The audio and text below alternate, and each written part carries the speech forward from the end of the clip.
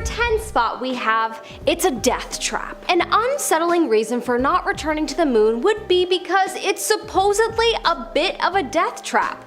Apparently the moon's surface is littered with craters and boulders that threaten safe landings. Well, yep, that checks out as one of the biggest reasons. Why would we risk all that hard work and money if once we're finally there, the craters on the moon are the reason for the project to fail? We should definitely maybe send some moon rovers there to help us figure out that equation first. Apparently before the first landing, the US government spent billions to develop and launch and deliver satellites to map the surface of the moon, but they still can't predict meteorite impacts that might happen after. So anyways, it's a mission just to plan the landing, and even still, they'll never 100% know that everything will be fine. I can see why they may be hesitant. In our number 9 spot, we have the ending of the Cold War. One of the reasons it is said that we never returned to the moon was because the Cold War ended. Initially, getting to the moon, well, it was a race against Russia. NASA, as we know, won and got to the moon first, but in any case, they still wanted to go back to get a ton of research before Russia. But once the Cold War ended, the tension and competition wasn't as high. Yeah, that makes sense. That to me isn't really a good enough reason to not have gone back to the moon in, the last 50 years. But I could definitely see it being a motivating factor for not needing to go back as quickly.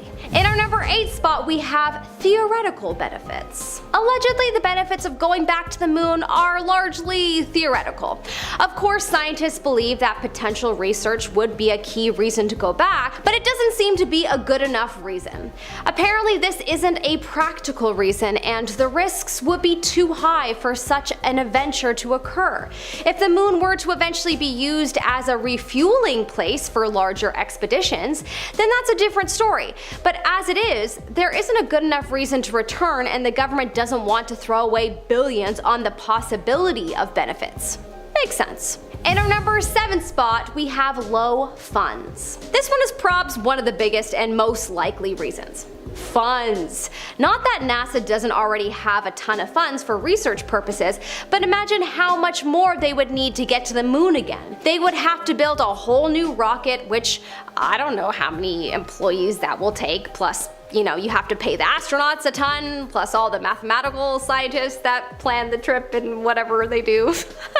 I don't work at NASA, okay, so I have no idea how many employees this expedition would require, but my point is that a lot of time will be needed and therefore a lot of moolah. Probably one of the biggest reasons why the presidents aren't backing another landing because of how much money from people's taxes it will require. But it is curious why only approximately 0.4% of the US federal budget gets given to NASA these days, when back in the 60s, NASA was receiving around 4%. So anyways, this low budget reasoning makes sense, especially if NASA can't show a clear profit margin from doing the trip. The government is not going to want to contribute to this. In our number 6 spot, we have aliens reside on the moon. This is a fun theory, and one that China almost thought to be true with their U-2 moon rover discovered a mystery hut on the moon earlier this year.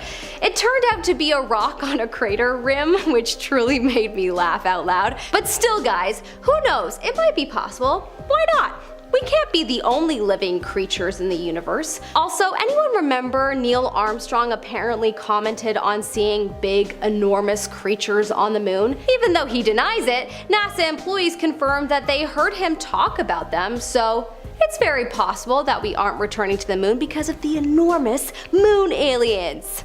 Who knows? In our number 5 spot, we have aliens on Earth. This is another fun theory, as hey, we all don't know what's happening in Area 51 and all the underground secret bases of the world, so maybe there are aliens on Earth persuading us to not go back to the moon. There have been many reports of the gray people in the underground bases, and then of course the reptile people are a popular point of discussion. So who knows, perhaps us humans humans aren't just humans anymore living on this planet. Perhaps there are shapeshifters around us telling us to not focus on the moon for whatever reason. Could be because they are from it. In our number 4 spot, we have billionaires might go there anyway. One of the reasons NASA might be holding off on returning to the moon could be because billionaires like Elon Musk or Jeff Bezos might be going there anyways. Why bother wasting money on a trip if we could ask the billionaires funding their own trip to let us, tag along for research reasons? I'm sure NASA could buy a seat on their spaceship. It's probably more affordable than spending the money to build their own ship and pay their own employees. Makes sense to me. In our number 3 spot, we never went in the first place. Well, obviously this is a popular one in the online forum chat rooms. The infamous debate. Did we even go to the moon ever? Or was it filmed in a Hollywood studio? Well, look, I guess it could be possible. They could have a Hollywood-style studio in Area 51 where they filmed it, and then none of the employees would say anything because they've already sworn to secrecy anyway. Or perhaps their memories could have been wiped and they wouldn't remember anyway. This would be quite unsettling if true, but I honestly don't think we'll ever know for sure. I wish I could go to NASA, watch the astronauts get in the spaceship, watch it take off, and then watch it land days or weeks later. Then I would be 100% convinced. If you know someone who has done this, please share your experience in the comment section below and make all the non-believers believe. In our number 2 spot, we have slim pickings. An issue that NASA in particular might be dealing with that is a little unsettling is the lack of young people interested in the idea of being an astronaut or scientist these days. Apparently astronauts say that American kids were polled and they say that they dream more about becoming YouTube stars rather than astronauts, and that's a big problem for NASA. Not to mention that we now live in a society of kids that want the quick fix success route and don't know the value of working hard. Apparently the average person that works at NASA's Johnson Space Center is closer to 60 years old. Yikes. NASA astronaut Rusty Schweickart was quoted as saying, "That's not where innovation and excitement comes from. Excitement comes from when you've got teenagers and 20-year-olds running programs. When Elon Musk lands a rocket booster, his whole company is yelling and screaming and jumping up and down." Honestly, it makes sense.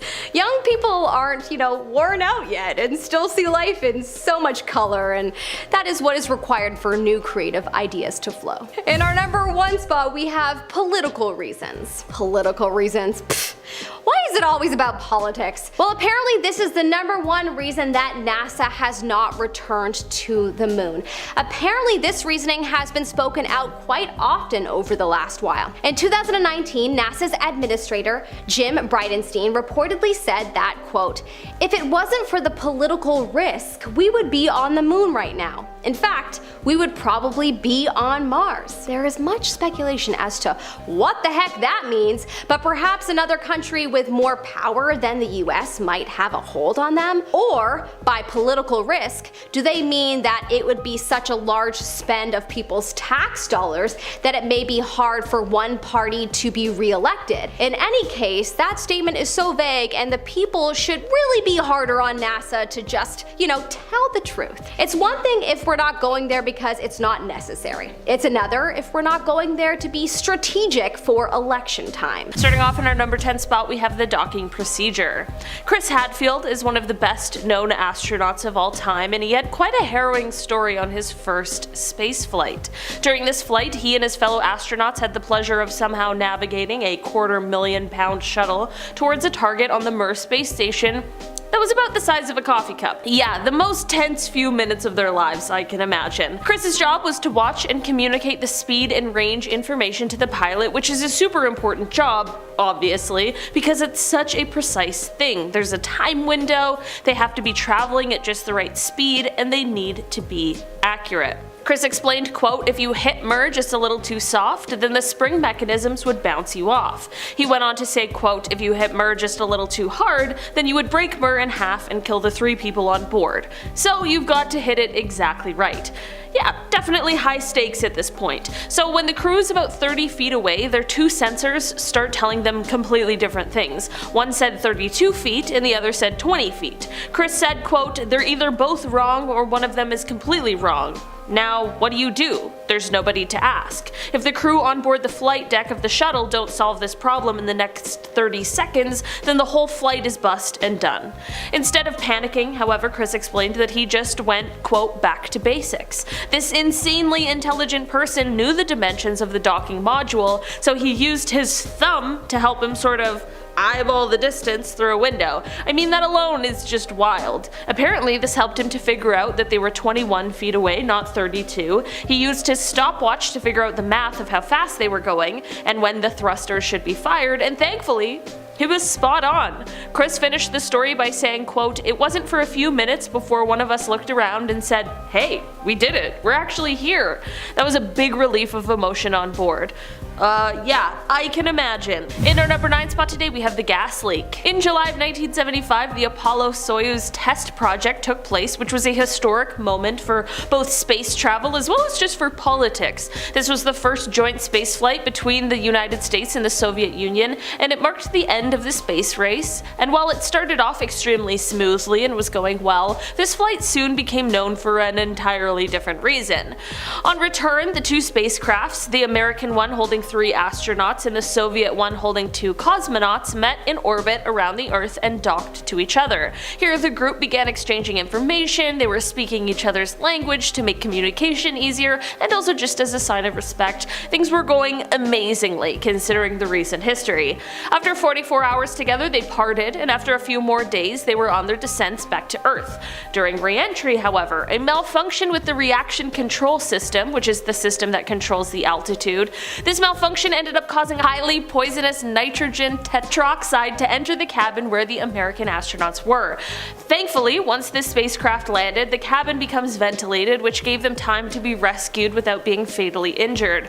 The astronauts on board were rushed to the hospital and were found to have developed a form of pneumonia that is caused from chemicals, but within weeks they all recovered and lived to tell the tale of this historic spaceflight. In our number 8 spot today, we have MER-EO-23. This is the name of a mission that was part of the Shuttle Mir space program, which was a, quote, collaborative 11-mission space program between Russia and the United States that involved American space shuttles visiting the Russian space station Mir, Russian cosmonauts flying on the shuttle, and an American astronaut flying aboard a Soyuz spacecraft to engage in long-duration expeditions aboard Mir.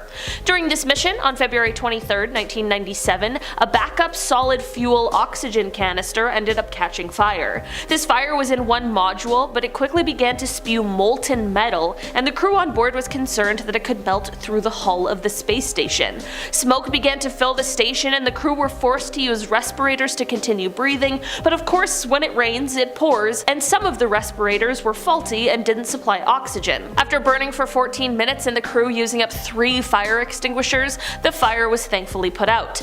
The smoke, however, remained thick for another 45 minutes. This was probably one of the most terrifying things that the crew went through, but this certainly was not the end of the road of struggles for these guys. Let me know down below in the comments if you want a part 2 of this video, and maybe we can cover the rest of what went wrong on this mission. In our number 7 spot today, we have Apollo 13. Definitely one of the most well-known space missions ever. Apollo 13 is famous for all of the most terrifying reasons. This mission was the 7th crewed mission in the Apollo space program, and it was the 3rd that was meant to land on the moon. The spacecraft launched on April 11, 1970, but the mission to land on the moon was quickly aborted 2 days into the flight after an oxygen tank in the service module failed. A, quote, routine stir of an oxygen tank ignited damaged wire insulation inside it, causing an explosion that vented the contents of both the service module's oxygen tanks to space. Without this oxygen that's needed for breathing and for generating electric power, the service module's propulsion as well as their life support systems were just unable to operate. This meant that that the command module systems had to be shut down in order to conserve the resources it had left for re-entry. This meant that the crew had to transfer to the lunar module as a sort of lifeboat. The lunar module was only designed to support 2 men on the moon's surface for 2 days, so Mission Control had to create new procedures so that it could support 3 men for 4 days. The crew was in for some of the most difficult times, while the ground crew worked to help bring them home alive. Safe to say everyone was as stressed out as they could possibly be.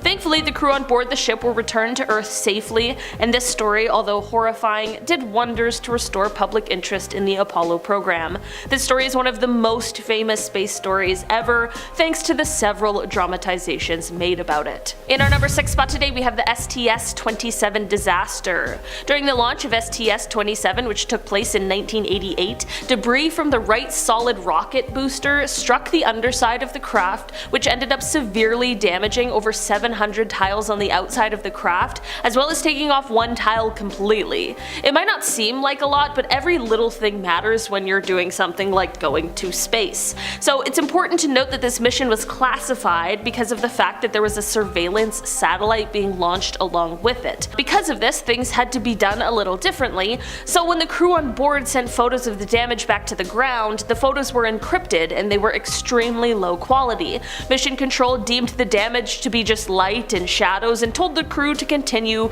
much to their dismay. Once landed, it became clear that Atlantis was the single most damaged shuttle that was thankfully able to successfully land. The survival of the crew came down to basically happenstance, which is just terrifying. This was only the 2nd mission after the disaster of the Challenger, so should this one have gone fatal, we likely wouldn't have seen the continuation of the program. In our number 5 spot today, we have the organic object. Leland Melvin is an American engineer and retired NASA astronaut who served on board the space shuttle Atlantis as a mission specialist. He is an incredibly brilliant man with an incredible resume, and that is exactly why this story is so unnerving. He claimed that while on a space mission as he was orbiting Earth, which for the record, how cool would it be able to tell a story like that? You're just orbiting Earth. While he was on this mission, he saw a quote alien-like organic object. NASA disputed his claims and said that what he saw was just ice, but I feel like I trust the person who actually saw it with their own eyes. Leland went on to write that whatever he saw was quote translucent, curved, organic looking. I have no explanations to offer, but I will say it certainly is interesting and a little bit terrifying. In our number 4 spot today, we have the space snake. Dr. Franklin Story Musgrave is an American physician and retired NASA astronaut, and considering how credible he tends to be, despite the absurdities of this story, it makes it hard to pass off as a lie so easily. While he was in space, he claims that he saw something that I don't wish upon anyone, a sort of space snake. He said that he saw an 8-foot-long white snake floating through space. I don't even know what I would do. Probably cry, call Houston, I'm not sure. There are many people who think that this was simply just a detached hose from the spaceship, but Dr. Musgrave remains adamant on what he saw, and to be completely honest, I kinda believe him. Maybe his mind was playing tricks on him. I mean, I don't know what happens in space, but I find it hard to believe that this person, who would likely be familiar with the parts of a spacecraft, mistook a hose for a snake. In our number 3 spot today, we have the lights. Leroy Chiao was the commander of the ISS in 2005, and this is exactly when this strange sighting occurred. It is said that he wasn't the only one who witnessed this though, as it is said that the entire crew was there to see this unexplainable occurrence along with him. Basically, they saw a strange set of lights while up in space. He went on to describe the lights and said that they were in the formation of an upside down V, and that they ended up stumbling upon this bizarre situation after the formation flew past them. I'm just gonna say it, we're all thinking it, it sounds a lot like aliens. I just don't have any other possible explanations, and you're telling me that the whole crew saw it? I swear, nothing will convince me more of aliens than an astronaut's first-hand account. In our number 2 spot today, we have glowing green. Gordon Cooper is a well-known astronaut after having flown the Mercury 9 and the Gemini 5, and in fact he was the last American to spend time in space alone. But despite all these exciting accolades, I want to take you to May 15th, 1963. Here he was sent off to space in a Mercury capsule for a 22-orbit journey around the Earth, and while on this journey he saw something very unsettling, a glowing green object that would approach his capsule. During his final orbit, he did tell the tracking station of this object that was quickly approaching his capsule, and they were able to pick up this UFO on their radar, but once Cooper landed, reporters were told that he was not allowed to answer questions regarding this UFO. It's even more interesting considering how Gordon has been a vocal and firm believer in UFOs, so I ask, what do you guys think it was? In our number 1 spot today, we have space music. After 4 days of space travel in 1969, the Apollo 10 astronauts, Tom Stafford, Gene Cernan, and John Young, were on the far side of the moon. We were full of curiosity over what the other side could possibly be containing, but it wasn't necessarily the discovery people were expecting. While the astronauts were taking photographs and experiencing this new to humans area, they began to hear some otherworldly music coming from their headsets, and this continued for 1 full hour. Gene is said to have exclaimed, "Boy, that sure is weird music, we're gonna have to find out about that," while John replied, "Nobody will believe us." For decades, this space music was left a complete mystery until just recently when an explanation was put forward. It is being claimed that perhaps this sound emanated from radio interference between spacecrafts. While this is a fairly reasonable explanation, not everyone is exactly convinced. Number 10. NASA hacked. So first off, how do things like this from NASA even manage to get leaked? Well, apparently by British guys like Gary McKinnon hacking into their system. Between the years 2001 and 2002, Gary broke into 97 different government computers, believing NASA was hiding signs of alien life because of thousands of pictures of UFOs he found hidden away. A former NASA employee had said that satellite images were checked for UFOs and deleted if they showed any evidence, and Gary decided he wanted to break into NASA in order to validate these claims.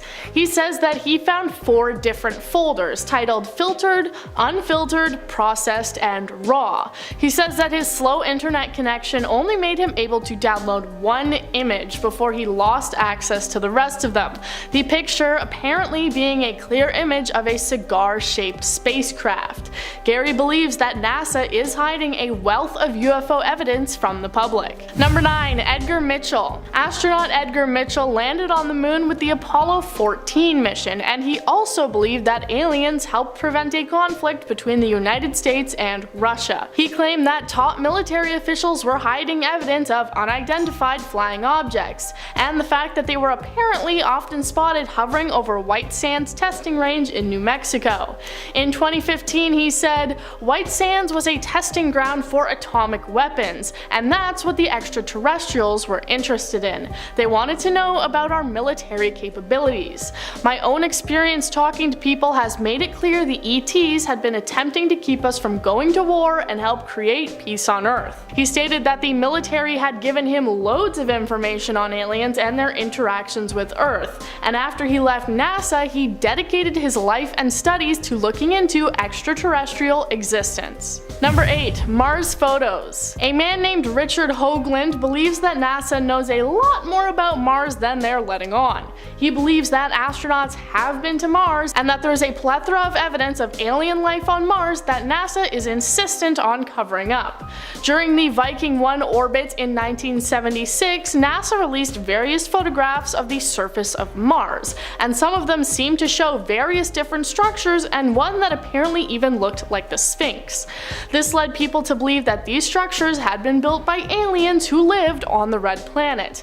Years later, in 1998, NASA took more pictures to debunk the theory, showing only rocks, but Richard and others believe that this is them trying to hide the truth and shrinking the structures that were previously on the planet.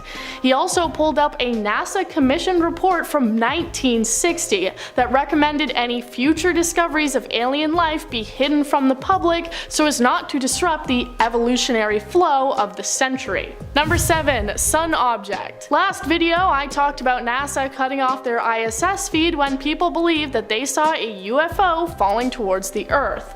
This one is a similar scenario, except it came from footage of the sun. In May of 2012, a YouTube user posted a video of a mysterious object seen flying near the sun in NASA's broadcast. The video zooming in on the pyramid-shaped object that many believe to be some sort of alien craft flying near the sun. A day later, NASA shut down the video feed. In a second video, the user said, "This is a cover-up to prevent us from seeing these things again. NASA must have seen this video and started making plans to change the way you and I are allowed to view it. NASA are clearly trying to stop us looking at the sun." Alien deniers may say that this is just some sort of camera glitch or sun flare, but I think we all know the truth. People telling you not to look at the sun is actually just propaganda so we don't see the aliens. And I'm just gonna say quickly for legal reasons that I do not actually condone staring into the sun. Number 6. The cube. This also isn't the only case of NASA cutting off the sun livestream after suspicious activity. It happened just this year in May as well. On May 2nd at around 1 in the afternoon, a large black cube appeared to come out of the sun, visible for about 2 seconds. A glitch then appeared on the live stream covering a large part of it, and after it clears, the cube is gone. An expert posted this to YouTube going over the footage and claims that this is evidence of some sort of alien spaceship coming out of the sun. Perhaps they have a secret alien base in there.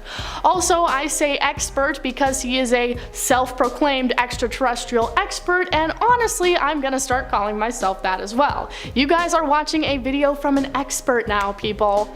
Most people in the comments claim that this was just some sort of square-shaped solar flare, while another even claimed it was the manifestation of an angel gaining power from the sun. Number 5. Evidence scale. This one is not so much leaked, but was instead part of an announcement that NASA was going to become more serious about trying to discover life on other planets. They announced that they are going to have a scale to measure extraterrestrial evidence so that it's not as black and white as life or no life. Proposed by NASA Chief Scientist Jim Green, the scale includes 7 different levels, which ranks evidence of life based on their environment and the opinions of the scientific community at large. The highest levels on the scale are of course level 6, verifying signs of life with several different instruments, and level 7, and on different locations on the world. They said in a statement, "We need a better way to share the excitement of our discoveries and demonstrate how each discovery builds on the next, so that we can bring the public and other scientists along on the journey. This new eagerness to bring people along on the journey of discovery could be a sign that they're warming us up to revealing aliens." Number 4. Meteorite. In 2011, a NASA scientist came out claiming that they had found legitimate evidence of alien life, this being from fossils inside a meteorite that landed on Earth. Richard Hoover said that he found evidence of what is basically microscopic little alien bugs, or as the science people call it, filaments and other structures that appear to be fossils of algae known as cyanobacteria, little alien bugs. Laboratory tests done found no evidence that they were the remains of Earth-based organisms, despite being slightly similar to organisms that have been found in the waterways of Spain. Hoover says that the lack of nitrogen, which is essential for life on Earth, proves that they are the remains of extraterrestrial life forms that grew on the parent bodies of the meteorites when liquid water was present, long before the meteorites entered the Earth's atmosphere. This isn't the first time that this sort of evidence has been found on meteorites, and it probably won't be the last. Number 3. Anonymous. We know that the infamous Gary McKinnon managed to hack into the NASA databases and find secret UFO pictures, but did you know that the group known as Anonymous did it as well? In 2017, they made a 12.5-minute long YouTube video where they claimed to have gained access to secret NASA information, telling people that NASA was covering up the discovery of alien life. They said that the organization had recently found 219 new planet candidates, 10 having very similar conditions to Earth. Because of this, the group came to believe that NASA was either incredibly close to finding alien life or had already found it. They also stated that this was a sign NASA was getting closer and closer to revealing the truth about aliens. And while many people brushed it off as being ridiculous, we now know that NASA has just revealed their new UFO study, so Anonymous may have been closer to the truth than we thought. Number 2, Black Knight satellite. Alright, now let's get into some stuff that is a little more conspiratorial than usual, if that's even possible, and various different ways that people believe NASA is trying to cover stuff up, but apparently not doing a good enough job. There is a conspiracy that there is a satellite called the Black Knight satellite, which was set up by aliens more than 12,000 years ago in order to spy on humans. Photos from the first shuttle trip to the International Space Station in 1998 appeared to show a large black object hovering over Earth, and people believed it was the first photographic evidence of the Black Knight satellite. All previous evidence from years before were just things like radio signals. They also believed that back in the early 1900s, Nikola Tesla actually picked up signals from the Black Knight. Whether or not you actually believe in the existence of the satellite spying on us apparently doesn't matter anymore, as it was reportedly shot down by the Illuminati in 2017. Number 1, Hollow Earth. Alright, this one's not so much about aliens, but trust me on this, I am a self-proclaimed extraterrestrial expert, okay? In 2016, one YouTube user suggested that NASA was trying to cover up the existence of something at the North and South poles. Old satellite images of Earth from space appear to apparently show some sort of a massive hole at each end of the Earth, what they claim to be an entrance. If you're not sold on the flat Earth theory, then let me introduce you to Hollow Earth. As its name suggests, the truth is apparently that the inside of the Earth is hollow and actually contains inner Earth complete with its own sun. Explorers have apparently seen the inner Earth firsthand when flying over the North Pole. So this is just a cool, crazy conspiracy, and it doesn't actually really relate to aliens, but I just wanted to talk about it. So as an alien expert, I'm just gonna say that the inner Earth is actually where all the aliens live, and they control us from the inside. Number 10, UAP report. Alien fans and skeptics alike were pretty shocked when just a few months ago the National Aeronautics and Space Administration, or NASA, said that they believed in aliens. Well, actually, they said they were going to be investigating unidentified flying objects, but close enough. While some people did believe that this was NASA saying, hey, we believe in aliens, it was actually them announcing they were going to launch a study into UAPs, or unidentified aerial phenomenon, because I guess they're just too good to say UFO. The scientist coordinating the study said, over the decades, NASA has answered the call to tackle some of the most perplexing mysteries we know of, and this is no different. In the report, they said that a good chunk of confirmed unidentified objects seem to show evidence that they were made using advanced technology that humans just don't have yet. Number 9, injuries. A Freedom of Information Act request caused 1,500 pages of UFO reports and evidence to be declassified and leaked to the public. And what the pages contained was pretty shocking for those who read it.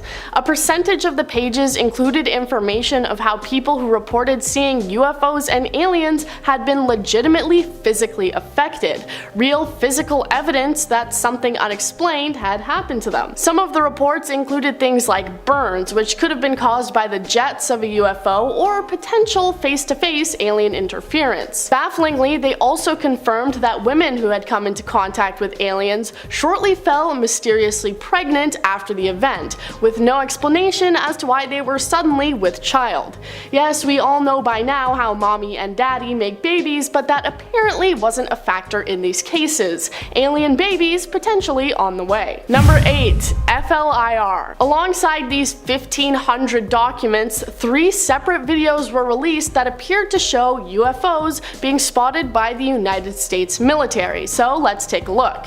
The first is titled FLIR and was originally filmed back in 2004 when the USS Nimitz was flying off the coast of Southern California. There had apparently already been an unidentified aircraft in the area for up to a week before the video was filmed. Off the coast, they spotted a large oval-shaped object, estimating it to be about 40 feet long and white in color. 4 people on the craft saw the object for a running total of about 5 minutes, although the video is only just over a minute.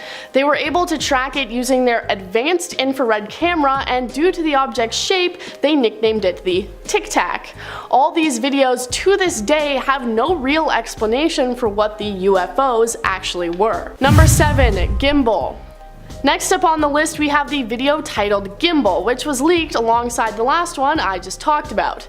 This one's different because we can hear the people in the jet reacting to what they're seeing. They use a similar infrared camera and follow the object that was flying over the east coast.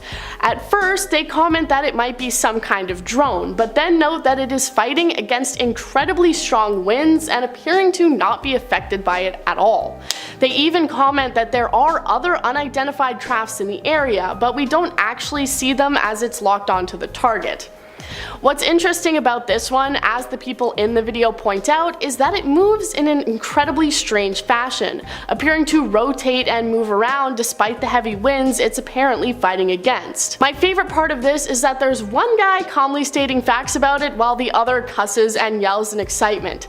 Is that a f***ing drone, dude? Number 6. Go fast. The third and final leaked video is probably the best of the bunch, as the video starts before they have managed to lock onto the target and you can see it moving. The video is pretty correctly titled Go Fast because this thing is moving incredibly fast, like definitely faster than anything else that could have been an easy explanation.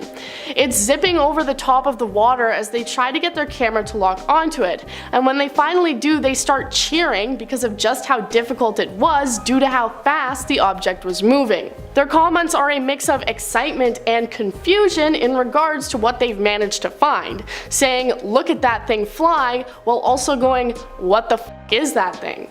People often like to write off UFOs as some sort of secret military practice vessels or training project, so what can it be when the military itself doesn't know what they saw? Number 5. Pentagon Report. In May of this year, the Pentagon appeared on a panel where they discussed UFOs, and they revealed just how much information they have about the situation.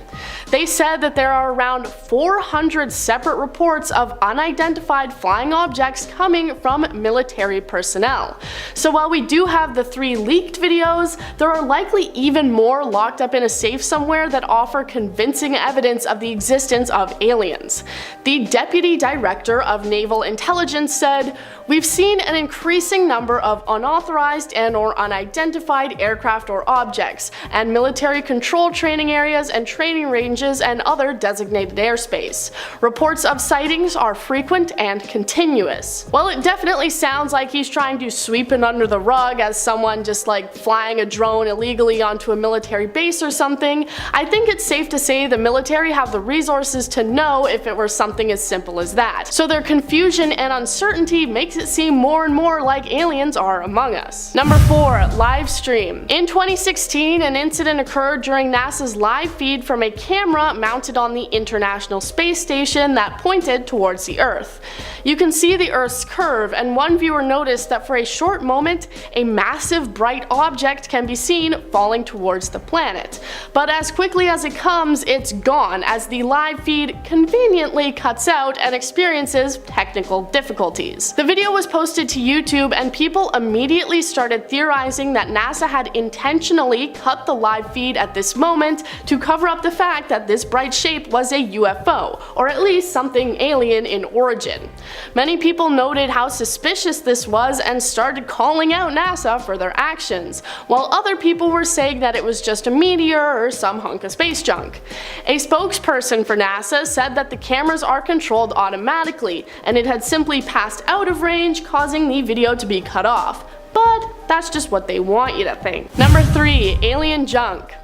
An astrophysicist from Harvard wrote a book that was titled Extraterrestrial: The First Sign of Intelligent Life Beyond Earth, and it was about how he believed that an object that passed through the solar system in 2017 was actually a piece of alien technology, bringing forward the theory that NASA is actually just ignoring real evidence of alien existence because they're just brushing it off as some random space junk. Whether they believe it really is space junk or they're they're just trying to make us think that that's what it is. The object was long and not shaped like any known comet we've ever seen before. It also apparently accelerated away from the sun, and he believes it ended up in our solar system accidentally thanks to aliens, saying, "A buoy, a grid of pods for communication, other intelligent living organisms, defunct technology, or discarded technological trash. These are all plausible explanations." Number 2. Buzz Aldrin. Buzz Aldrin was one of a handful of astronauts who were aboard the Apollo 11, the first spaceflight that put humans on the moon with one small step for man. During their journey, however, they saw more than just the moon. Apparently, they may have seen a UFO. They reported seeing large objects that appeared to follow alongside them. It was confirmed not to be the upper stage of the rocket that would have been detached, as this was 6,000 miles away from them at the time. The event was kept under wraps and nobody talked about it until it was brought up years later, sweeping it under the rug as simply a panel that had disconnected from the ship. But again, that's just what they want you to think. The claims coming from a senior NASA scientist who said he had just called up Buzz on the phone and he had agreed. Did you really talk to him on the phone, senior NASA scientist? Did you really? Number 1. ISS report. Alright, this one's not actually NASA because it actually comes from a Russian astronaut aboard the International Space Station, and I'm just gonna count it because it's a pretty cool video. He was on board the ISS using his camera to record the southern lights, which are the same as the northern lights but in the south. It's a time-lapse recording, and for a brief moment you can see a line of large bright lights moving across the sky. In the tweet the astronaut posted, he referred to them as space guests, saying that while it was only a few seconds in the time-lapse, it was actually around 52 seconds in real time. Some people suggest that it may have been some kind of meteor or satellite, but I'm actually a licensed professional and I say that it was aliens.